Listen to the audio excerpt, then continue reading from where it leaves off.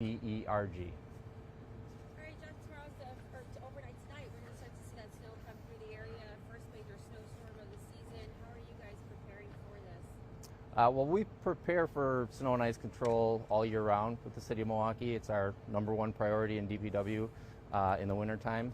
For this specific storm, we've been in contact with our weather services and watching the local weather to just stay abreast of it as it's developed over the past week. And had a couple meetings so far for this particular storm, planning meetings. Tonight we have crews staff to come in this evening starting at 9 p.m. And we'll be on rolling 12-hour shifts throughout the duration of this event. It's expected to go for probably about 36 hours or so, sometime Wednesday morning before the snow stops. And so we're expecting this to be a long duration event, needing a few days and maybe some cleanup after that.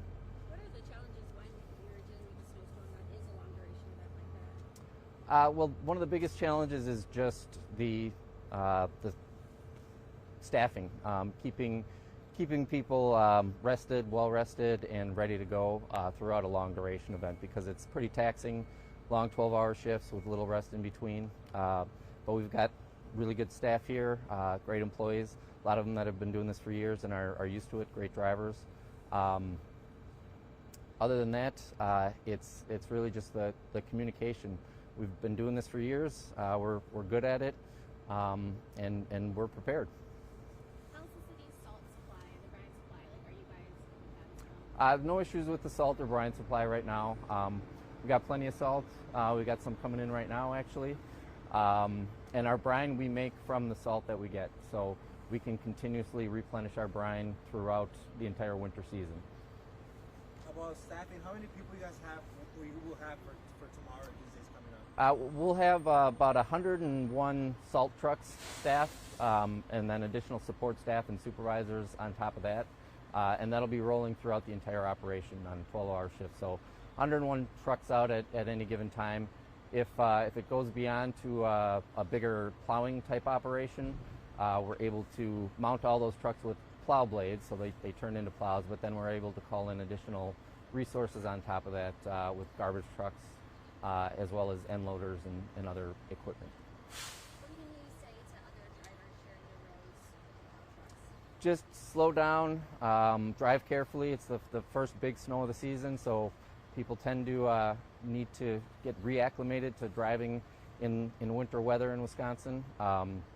So just take it slow, be careful, be safe, and give our trucks and all the plow drivers out there room to work.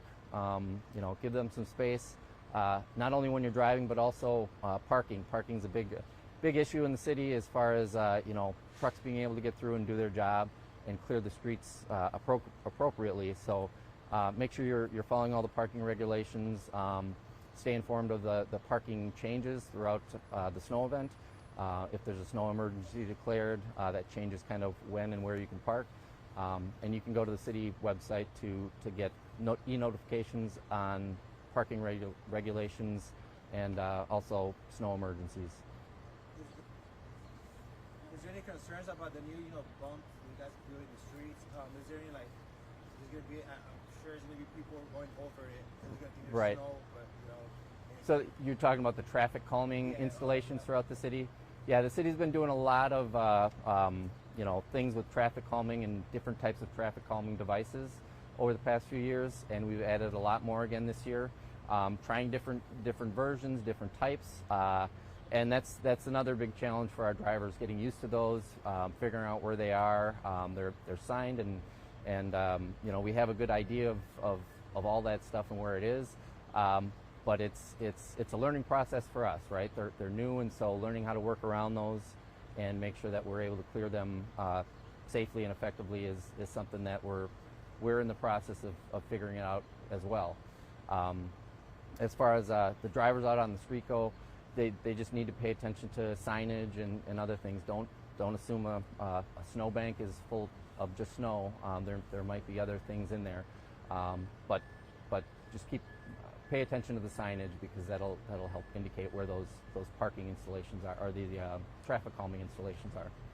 Do you mind talking about the salt dome itself, kind of like what's going on Yeah, so the city has 6 DPW locations that we do plowing and salting operations out of, spaced throughout the city, 2 in the north area, 2 in central, and 2 in south. This is one of the 6. They all have a large salt dome that we house our salt supply in at, locally. And then the trucks that are out salting and doing these operations, they report to one of those yards to fill up and report their progress throughout the event. And this is just one of those locations. And so you said you have about 100 miles. Do you know roughly, is it 7,000 miles of transfer? And then when you guys start usually right?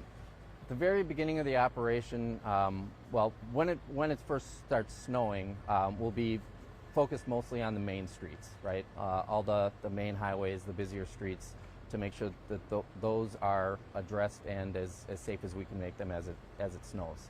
And I believe, I'd have to double check the numbers, but it's something like 7,000 lane miles throughout the city. Yeah. As the operation goes on, if we get lulls in the snow rate, where at times we can maybe get into some of the side streets, we'll do that as an operation goes on. We try to be a little bit nimble in that way, but our primary focus while it's snowing has got to be on those main streets to make sure that they're as safe as possible, especially at the higher speeds and where there's a lot more traffic.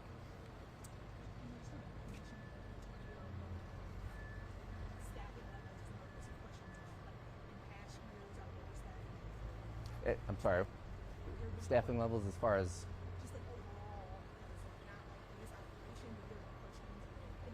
Oh, yeah, we've had some challenges with staffing in the last few years, with retaining city employees and other things. There's been a lot of positive forward steps when it comes to that, and we're in a good place now as far as our staffing levels.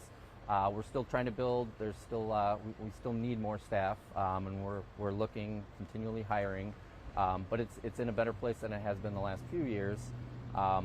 But we still do have some younger, newer staff that are newer to the snow and ice control operations, and so there's some learning curve involved there. But we're trying to they go through training throughout the summer, and then into the early winter we still try to put people with them to help them get acquainted with what it is to do snow and ice control operations and drive a salt and plow truck for the city of Milwaukee. Did you say about 100 at each time, or is it 100 overall you have ready to go? 100 per shift. 101 trucks is the standard number that we have for general ice control operations and snow events.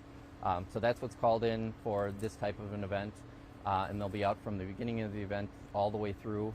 And then we'll add to that with whatever staffing we have available and equipment we have if it snows beyond a certain point where we have to actually use our blades and mount blades on extra equipment just to help supplement.